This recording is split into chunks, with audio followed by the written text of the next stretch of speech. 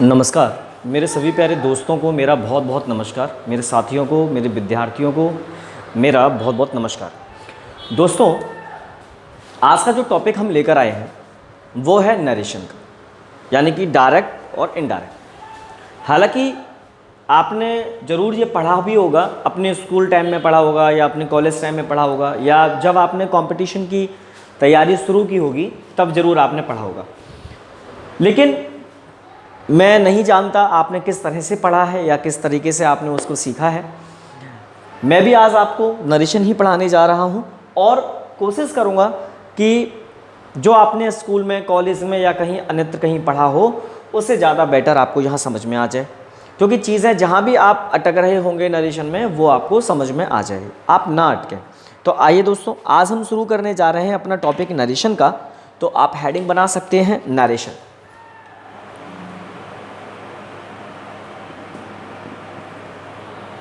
दोस्तों, सबसे पहले तो मैं आपको ये बताऊंगा कि ये नरेशन नाम का जो वर्ड है ये एक शब्द है नैरेट। इस शब्द से आया है। आप जरा ध्यान देना, इस नैरेट का मतलब क्या होता है भाई? इस नैरेट का मतलब होता है कथा या कहानी सुनाना। ठीक है दोस्तों, इस नरेशन में आप जरा मेरी बात को समझना। नैरेट का मतलब होता है कथा या कहानी को सुनाना। तो यहां नरेशन का मतलब क्या हो जाएगा? नरेशन का मतलब भी वही हो जाएगा, यानी किसी कथा का वर्णन या किसी कहानी का वर्णन। अब जब कथा या कहानी का जो वर्णन किया जाता है वो किस माध्यम से किया जाता है? उसका माध्यम क्या है? उसका माध्यम है स्पीच। स्पीच इसी को कहा जाता है कथन। दोस्तों, स्पीच हमारे दो पार्ट में बटी हुई होती है। कौन कौन से हैं वो दो पार्ट? पहला जो भाग है उसे हम कहते हैं डायरेक्ट स्पीच, और दूसरा जो भाग है उसे हम लोग कहते हैं इनडायरेक्ट स्पीच। ये दो भागों में बटी हुई होती है। इसे हिंदी में कहा जाता है प्रत्यक्ष कथन, इसे कहा जाएगा प्रत्यक्ष कथन, और इसे कहा जाएगा अप्रत्यक्ष कथन। इसे कहा जाएगा अप्रत्यक्ष कथन। दोस्तों, यहां पे डायरेक्ट स्पीच क्या है और इनडायरेक्ट स्पीच क्या है, जरा इसको हम लोग समझेंगे। देखिए, एक बात को जरा समझ के चलेंगे, और उसको समझने से पहले एक छोटी सी बात नीचे की तरफ जरा मैं लिख रहा हूं, जरा मेरी तरफ ध्यान देना। दोस्तों, मैं यहां लिख रहा हूं पर्सन। पर्सन हमारे तीन होते हैं। ये आप बहुत अच्छे तरीके से समझते हैं कि तीन पर्सन हमारे होते हैं। वो कौन कौन से पर्सन होते हैं दोस्तों? ये है हमारा फर्स्ट पर्सन, ये हमारा फर्स्ट पर्सन है। ठीक है दोस्तों, फिर होता है हमारा सेकंड पर्सन, फिर होता है हमारा सेकंड पर्सन, और उसके बाद आता है थर्ड पर्सन, और उसके बाद आता है हमारा थर्ड पर्सन। दोस्तों, ये पर्सन भी जो होते हैं ये भी दो भागों में बटे होते हैं। एक का नाम है सिंगुलर और दूसरे का नाम है प्लूरल। तो भाई ये बात समझेंगे कि सिंगुलर में फर्स्ट पर्सन कौन होता है? तो फर्स्ट पर्सन होता है आई, और यहां प्लूरल में बनता है वो वी। उसी प्रकार सेकंड पर्सन में यहां पर हो जाएगा हमारे पास यू, और यहां पर भी हो जाएगा यू।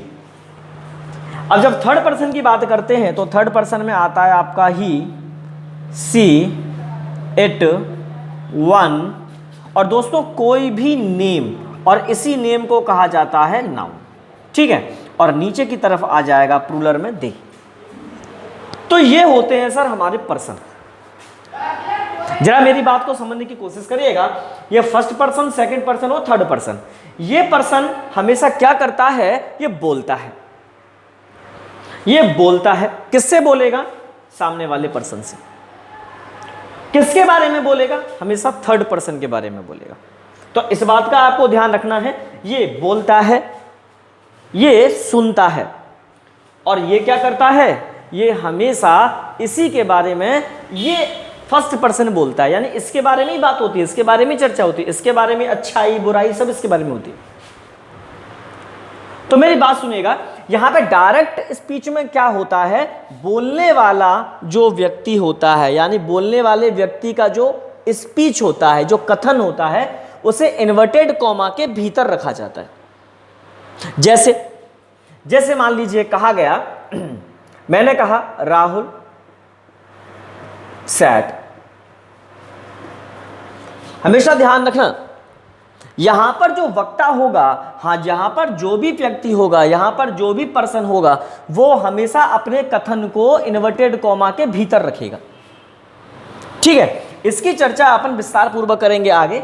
अब जरा ध्यान से सुनिएगा, राहुल सैड कहा गया है यू आर नॉटी। अब मेरी बात को ध्यान से सुनना दोस्तों, ये लिखा है सर। तो यहां पर दोस्तों ये वाला जो हिस्सा है, ये वाला हिस्सा और ये वाला हिस्सा आप देखें जरा, ये कथन है हमारा, ये स्पीच है हमारा। और ये बंदा कह रहा है, राहुल ने कहा, क्या कहा, यू आर नॉटी, तुम नॉटी हो। तो ये वाला हिस्सा जो इन्वर्टेड कॉमा के भीतर होता है, इसको क्या कहते हैं, इसको कहा जाता है रिपोर्टेड स्पीच। और इस वाले हिस्से को जो कॉमा के बाहर है, इस हिस्से को क्या कहा जाता है दोस्तों, इसको कहा जाता है रिपोर्टिंग वर्ब। इसको रिपोर्टिंग वर्ब कहते हैं। आपको मेरी बात समझ में आ गई होगी दोस्तों। ये है मेरा रिपोर्टिंग वर्ब और ये है मेरा रिपोर्टेड स्पीच। ठीक है, अच्छा, अब एक चीज को समझने की कोशिश करते हैं सर। ये तो हमारा डायरेक्ट स्पीच है, अब डायरेक्ट से ही जाना है इनडायरेक्ट स्पीच में। भाई हमको जब भी पूछा जाता है नरेशन में डायरेक्ट से इनडायरेक्ट बनाओ, ये पूछा जाता है, तो ये हमारा डायरेक्ट स्पीच है। इसको इनडायरेक्ट स्पीच में जब हम चेंज करते हैं तो क्या होता है, तो सुनिएगा, इसमें यह होता है कि इन्वर्टेड कॉमा हटाने के लिए, इन्वर्टेड कॉमा हटाने के लिए, इन्वर्टेड कॉमा हटाने के लिए डैट सामान्य सेंटेंस में, सामान्य सेंटेंस में, जबकि विशेष सेंटेंस में if whether to not to WH word का प्रयोग होगा। दोस्तों आपको इस बात का विशेष ध्यान रखना होगा कि जब आप डायरेक्ट स्पीच से इनडायरेक्ट स्पीच में कन्वर्ट करते हैं, ये सेंटेंस हमारा डायरेक्ट स्पीच का हो गया। अब जब इसको चेंज करेंगे तो ये जो इन्वर्टेड कॉमा आप देख रहे हैं, ये इन्वर्टेड कॉमा को हटाएंगे। सामान्य सेंटेंस होगा तो डैट लगाएंगे, और विशेष सेंटेंस होगा तो उसमें जरूरत के अनुसार if whether to not to या WH वर्ड का हम प्रयोग करेंगे। तो ये तो इसकी एक छोटी सी कहानी है कि हमको ये समझना था कि डायरेक्ट क्या है, इनडायरेक्ट क्या है। एक बात मैं आपको बता दूं, यहां पर कहने वाला हर एक बंदा अपने आप में फर्स्ट पर्सन कहलाएगा, हमेशा फर्स्ट पर्सन कहलाएगा। अब जैसे ध्यान देना, यहां पे लिखा है राहुल से, राहुल ने कहा, बोलने वाला तो मैं ही हूं ना भाई, मैं ही तो बोल रहा हूं। राहुल ने कहा, मैं कह रहा हूं राहुल ने कहा। क्या कहा राहुल ने साहब? तो अब मैं राहुल की बात कह रहा हूं, यू आर नॉटी, तुम शरारती हो। तो मैं बोलने वाला हो गया, मैं बोलने वाला हो गया, सुन ये रहा है। और बात किसने की? मैं इसी की बात तो बता रहा हूं यहां पे। तो उम्मीद कर रहा हूं ये बात आपको समझ में आई होगी। तो सबसे पहले आप इसे नोट कर लीजिए, क्योंकि अभी पर्सन से ही हमें नियमों के आधार पर डायरेक्ट से इनडायरेक्ट हम जब बनाते हैं तो क्या नियम होते हैं उनके ऊपर चर्चा करेंगे। Check your time.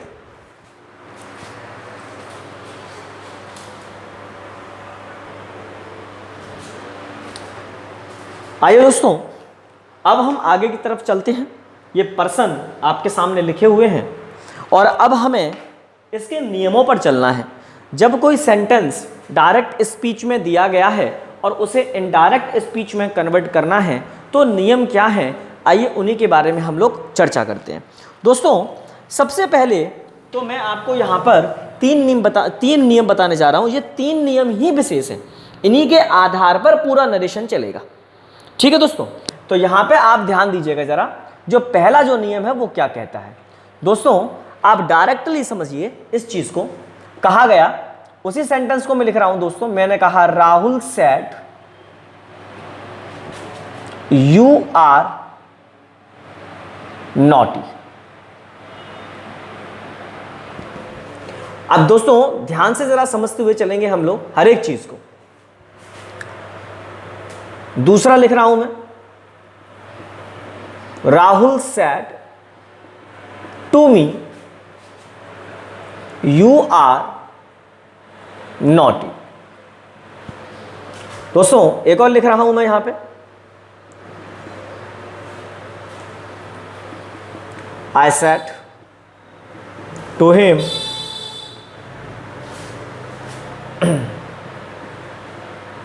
she was intelligent. She was intelligent. एक और देखते हैं दोस्तों,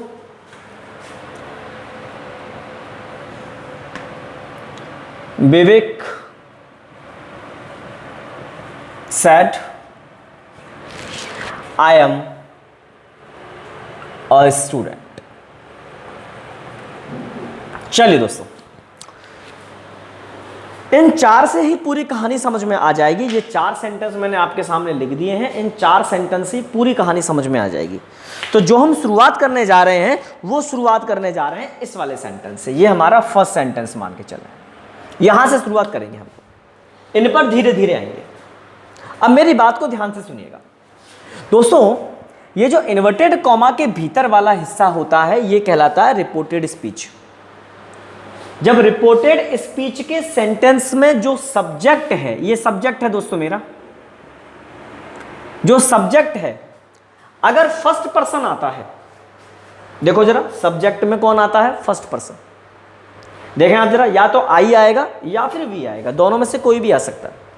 अगर फर्स्ट पर्सन आएगा तो आप ध्यान रखना कि जो रिपोर्टिंग वर्ब का सब्जेक्ट है उसी से चेंज होगा, ये चेंज होगा अकॉर्डिंग टू। आपको इस बात का हमेशा ध्यान रखना है। एक बार फिर बता देता हूं, जब रिपोर्टेड स्पीच का जो सेंटेंस है उसका जो सब्जेक्ट है अगर फर्स्ट पर्सन बनेगा, या तो आई लिखा हो या वी लिखा हो, तो आप जब उसे इनडायरेक्ट स्पीच में कन्वर्ट करेंगे तो आप यहां आई नहीं लिखेंगे, आई के स्थान पर क्या लिखेंगे, ये जो विवेक लिखा है ना उसके अकॉर्डिंग यहां लिखेंगे।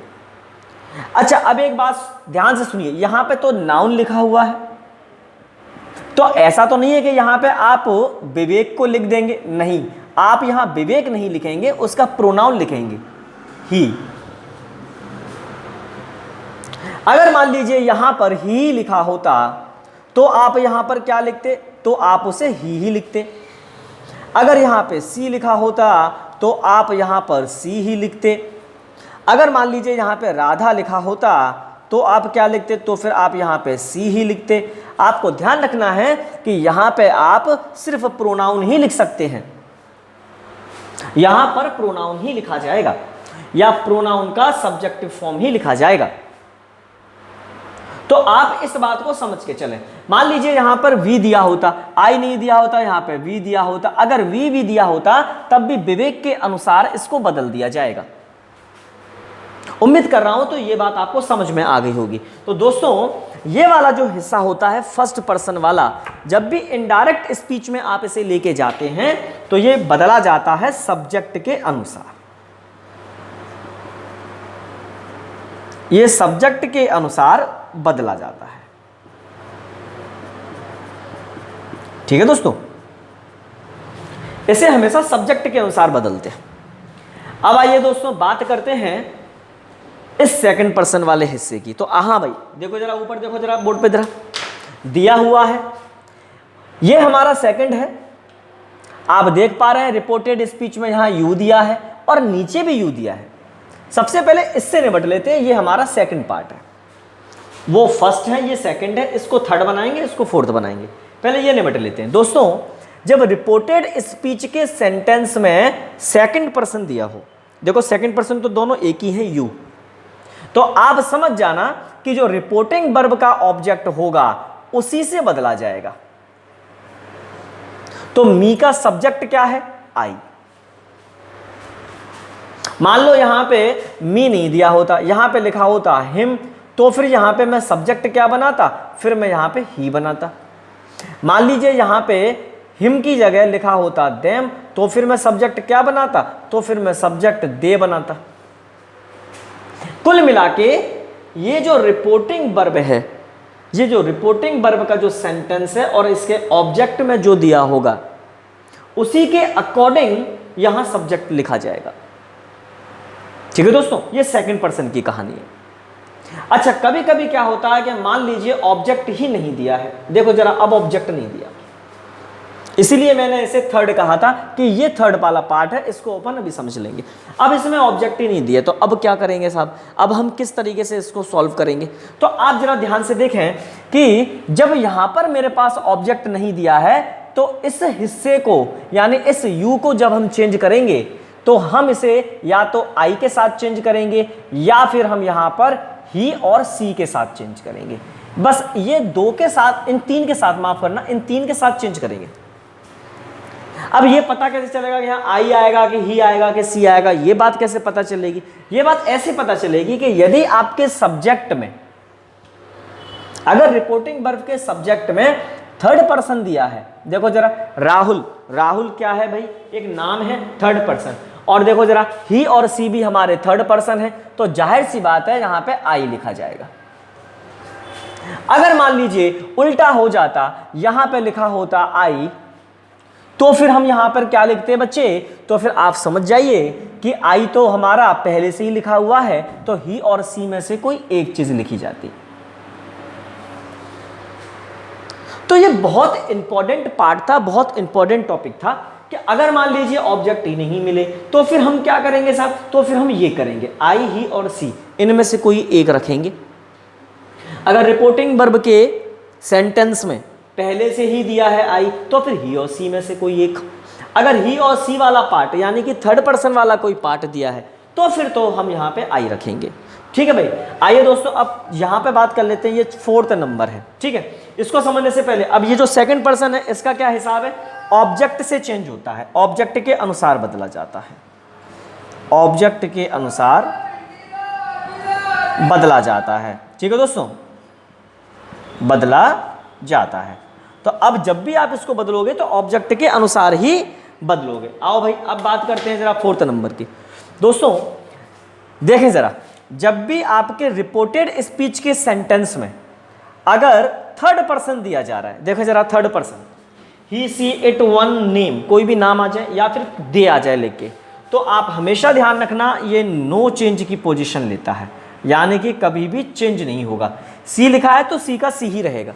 अगर मान लीजिए ही लिखा है तो ही रहेगा, इट लिखा है तो इट रहेगा, वन लिखा है तो वन रहेगा। अगर यहाँ दे भी लिखा होता तो दे रहेगा। अगर मान लीजिए किसी का नाम लिखा है, राधा, गीता, सीता, विवेक, अनुराग, कुछ भी लिखा है, तो यहाँ पर वो नाम फिक्स रहेगा, वो बदला नहीं जाता। तो आप जब भी यहाँ थर्ड पर्सन को चेंज करने की बात करेंगे इनडायरेक्ट स्पीच में, तो हम कहेंगे नो चेंज, ये बदला नहीं जाता, नो चेंज, ये कभी भी बदला नहीं जाता है।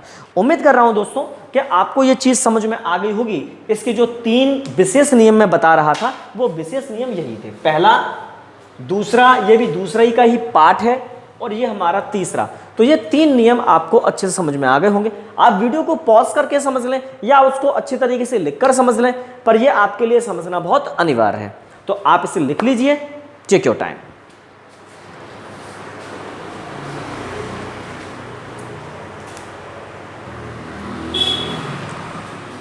आइए दोस्तों, अब कुछ विशेष बातों को हम यहाँ पे जानने की कोशिश करते हैं। ये तो हमें समझ में आ गया कि जब रिपोर्टेड स्पीच में सब्जेक्ट हैं वो किस तरह से बदले जाएंगे।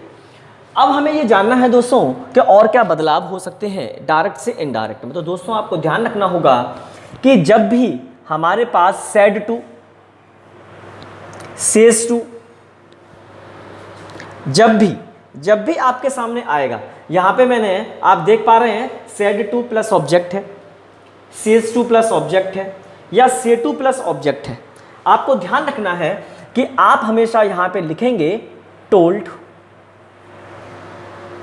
प्लस ऑब्जेक्ट, यहां पे लिखेंगे आप टेल्स प्लस ऑब्जेक्ट, यहां लिखेंगे आप टेल प्लस ऑब्जेक्ट। अगर मान लीजिए यहां पर लिखा हुआ है सिर्फ सेड, तो आपको ध्यान रखना है ये हमेशा नो चेंज की पोजीशन में रहेंगे। जैसे यहां पे देखिए आप सिर्फ सेज लिखा हुआ है, तो ये भी नो चेंज की पोजीशन में रहेगा, ये नो चेंज की पोजीशन। अब नीचे देखिए आप लिखा है सेज टू, तो इस सेज टू की जगह क्या हो जाएगा भाई, टेल्स हो जाएगा। तो आपको ध्यान रखना है कि जब सेड से सेज या सेड अपने साथ ऑब्जेक्ट लेकर आए टू लगा के, आप ऐसे बोल सकते हैं कि से, सेज और सेड, इन तीनों के बाद टू लग के अगर ऑब्जेक्ट आएगा तो ये चेंज हो जाएंगे। तो ये किस में चेंज हो जाएगा, ये चेंज हो जाएगा आपका टेल, टेल्स और टोल्ड में, और इन तीनों के बाद डायरेक्ट ऑब्जेक्ट। ठीक है दोस्तों, अगर मान लीजिए पोजीशन ये हो जाती है कि भाई टू नहीं है और ऑब्जेक्ट नहीं है, दोनों नहीं है, तो आपको ध्यान रखना है ये पोजीशन बनती है हमेशा नो चेंज की, हमेशा नो चेंज, यानी जैसे हैं वैसे ही रहेंगे। अच्छा दोस्तों, अब एक चीज को जरा विशेष रूप से समझें। यहां पर इस बात को आपको समझना होगा कि यदि मान लीजिए जो हमारा ये वाला पार्ट है, यानी कि जिसे हम क्या कहते हैं, रिपोर्टिंग वर्ब का पार्ट, अगर मान लीजिए रिपोर्टिंग वर्ब का जो टेंस है, जरा यहां पे मैं दो कंडीशन आपको क्लियर करना चाहूंगा, जरा ध्यान देंगे। रिपोर्टिंग वर्ब का टेंस, अब दोस्तों यहां पे रिपोर्टिंग वर्ब का जो टेंस है उसकी दो कंडीशन बनती है। पहली कंडीशन, टेंस यदि प्रेजेंट या फ्यूचर में दिया हो, ठीक है, और दूसरी कंडीशन बनती है यदि पास्ट टेंस में दिया हो। दोस्तों ये दो कंडीशन बनती हैं रिपोर्टिंग वर्ब की। रिपोर्टिंग वर्ब का जो सेंटेंस का जो टेंस होगा, अगर मान लीजिए वो प्रेजेंट या फ्यूचर का है, जैसे ये इसकी बात ना करते हुए यहां पे देखें जरा, ये वाला जो हिस्सा है, ये वाला जो हिस्सा है ये प्रेजेंट का है, मैं यहां पे लिख देता हूं आपके सामने, ये हिस्सा आपका किसका है भाई, ये हिस्सा आपका प्रेजेंट का है। जैसे ये वाला हिस्सा आप जरा गौर फरमाएं, ये वाला हिस्सा आपका फ्यूचर का दिया है, ये फ्यूचर टेंस में है। देखो जरा बच्चों, ये वाला जो हिस्सा दिया है ये आपका प्रेजेंट का दिया है, और जरा ये वाला हिस्सा देखिए, ये वाला हिस्सा भी आपका प्रेजेंट का दिया है। आप देख पा रहे हैं? तो बच्चों यहां पे जो नियम निकल के आता है वो ये निकल के आता है कि अगर रिपोर्टिंग वर्ब का जो सेंटेंस का टेंस है अगर प्रेजेंट या फ्यूचर में है, तो कभी भी इनडायरेक्ट स्पीच बनाते समय ये जो टेंस हैं रिपोर्टेड स्पीच वाले, ये कभी चेंज नहीं होते। अभी बताइए ये वाला जो टेंस है कौन से में दिया हुआ है भाई, ये दिया है इज आर एम की पोजीशन, तो इज आर एम में ही होगा, ये लिखा भी इज आर एम में ही जाएगा। इसमें भी क्या लिखा है, इसमें भी देखो भाई इज आर एम दिया है, तो ये उसी टेंस में लिखा जाएगा जब हम इनडायरेक्ट बनाएंगे तब। अच्छा यहां पे देखिए जरा, ये वाला जो टेंस है ये किस में दिया है, हैज हैव में दिया है। आप जरा ध्यान दें, ये दिया है हैज हैव वर्ब की थर्ड फॉर्म में, तो ये इसी में रहेगा। क्यों? क्योंकि प्रेजेंट में है ना ये भाई। रिपोर्टेड जो आपकी रिपोर्टिंग वर्ब है, रिपोर्टिंग वर्ब का जो सेंटेंस और जो टेंस है वो प्रेजेंट का हो या फ्यूचर का हो, तो जो रिपोर्टेड स्पीच के जो सेंटेंस के टेंस होते हैं कभी चेंज नहीं होते। अब जैसे ये वाला सेंटेंस है, आप जरा ध्यान दीजिए, ये सेंटेंस किस में दिया है आपका, ये सेंटेंस दिया है पास्ट इंडेफिनिट में, तो ये सेंटेंस पास्ट इंडेफिनिट में लिखा जाएगा। उम्मीद कर रहा हूं ये बात आपको समझ में आ गई होगी। तो ये पोजीशन होती है आपकी रिपोर्टिंग वर्ब का जो टेंस होता है, ये दो पोजीशन बनती है। तो ये दो पोजीशन, पहली पोजीशन तो हम समझ चुके। अब दूसरी पोजीशन क्या होती है, दूसरी पोजीशन होती है यदि पास्ट टेंस में दिया हो। जैसे आप देखें ये दोनों टेंस पास्ट में है, ये पास्ट में है और ये वाला हिस्सा भी पास्ट में है। अब ये दोनों के दोनों टेंस पास्ट में है, तो क्या करेंगे, तो ये करेंगे कि जब हम इसे इनडायरेक्ट स्पीच बनाएंगे तो जो रिपोर्टेड स्पीच का सेंटेंस है, ये जो रिपोर्टेड स्पीच का सेंटेंस है, इसका जो टेंस है वो परिवर्तित हो जाएगा, वो बदल जाएगा। तो वो किस तरह से बदल जाएगा उसके बारे में हम लोग चर्चा करने जा रहे हैं। ठीक है दोस्तों, यहां तो आपको समझ में आ गई होगी बात। अब जैसे कि ये इज़ारम में दिया है, देखना जरा दोस्तों, एसआरएम में दिया है, तुझे एसआरएम में नहीं लिखा जाएगा, एसआरएम में नहीं लिखा जाएगा, तुझे किस पोजीशन में लिखा जाएगा उसी की हम लोग अब चर्चा करने जा रहे हैं। तो दोस्तों आप इसे नोट करना चाहें तो आप इसे नोट कर सकते हैं। Check your time.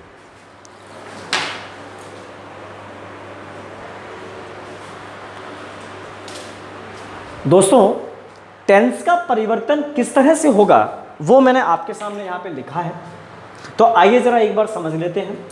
दोस्तों डायरेक्ट स्पीच में अगर डस, डू, B5 या B1 यानी कि प्रेजेंट इंडेफिनिट आता है तो आपको इसे चेंज करना होगा इनडायरेक्ट स्पीच में डिड, V2 या B1 के साथ। इसी प्रकार से अगर डिड, V2 या B1 यानी कि पास्ट इंडेफिनिट आता है या फिर प्रेजेंट परफेक्ट आता है यानी हैज, हैव, V3 फॉर्म आता है, तो फिर आप इसे चेंज करेंगे हैड के साथ, हैड प्लस V3 फॉर्म यानी कि पास्ट परफेक्ट के साथ। उसी प्रकार अगर वॉज वर के साथ B4 फॉर्म लग के आती है तो फिर आप इसे चेंज करेंगे हैड बीन प्लस B4 के साथ। अगर मान लीजिए वॉज वर आया, B4 फॉर्म नहीं आया तो किस में चेंज करेंगे, तो फिर हम इसे सिर्फ हैड में चेंज करके छोड़ देंगे। ठीक है, तो आपको ये थोड़ा सा ध्यान रखना होगा, आपको ये चीज समझनी भी होगी। ठीक है, अच्छा वैसे कभी ऐसा होगा नहीं, अगर ऐसी कंडीशन कभी होती भी है तो फिर आप अपनी समझ का इस्तेमाल जरूर करें, क्योंकि उसमें वर्ब जरूर दी होगी, कहीं ना कहीं वर्ब जरूर दी होगी, अवश्य दी होगी। ठीक है, आगे देखते हैं। अगर मान लीजिए यहाँ पे दिया है इज आर एम B4 तो इसे चेंज करेंगे वॉज वर के साथ और B4 लगा देंगे। मान लीजिए नहीं दिया, क्रिया नहीं दी, तो फिर वॉज वर में ही चेंज करेंगे। तो आपको ये ध्यान रखना है, जैसे वॉज वर वाली कंडीशन में क्या, अगर B4 लिखा है तो आप B4 लगाएं, अगर नहीं लिखा है तो फिर सिर्फ हैड बीन से काम चलाएंगे। आगे देखें, जैसे बिल का क्या करेंगे वुड, सेल का शुड, कैन का कुड और मे का माइट। उसी प्रकार से जब हैज टू और हैव टू के साथ B1 फॉर्म आएगा तो इसे चेंज करेंगे हैड टू प्लस B1 में। अगर हैड टू प्लस B1 को चेंज करना पड़ जाए तो double had two plus B1। ये ध्यान रखना आप बच्चों। हैड, हैड बीन, देखो बच्चों, had, had been, could, should, would, might, would, should, could, might, ये जितने भी होते हैं ये हमेशा नो चेंज की पोजीशन लेते हैं, यानी कि ये कभी बदले नहीं जाते। अगर आ जाएंगे तो जैसे हैं वैसे के वैसे रहेंगे। अच्छा दोस्तों, ये तो हमारे टेंस का परिवर्तन था, लेकिन ये कुछ विशेष शब्द भी हैं जो बदल जाते हैं, तो इनके बारे में भी जरा जान लेते हैं। जैसे दिस अगर डायरेक्ट स्पीच में आएगा तो चेंज होगा डेट में।